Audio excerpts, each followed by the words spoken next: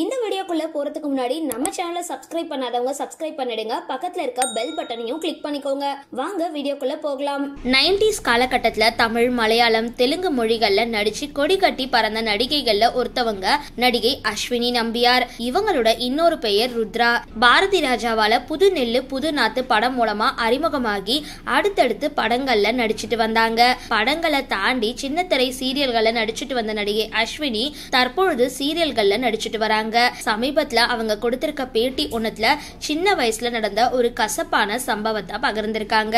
அதுல என்னோட 17 வயதுல என்னோட தந்தை வயசு இருக்கிற ஒருவரால துஷ்பிரயோகம் செய்யப்பட்ட, அதுதான் என் வாழ்க்கைய ரொம்பவே பாதிச்சிருந்தது. அந்த அனுபவம் என்ன மனதளவிலையும் உடல் அளவிலையும் ரொம்பவே அதிர்ச்சிக்குள்ளாக்கி இருந்தது. அதனாலதான் நான் சோர்வடைஞ்சேன்.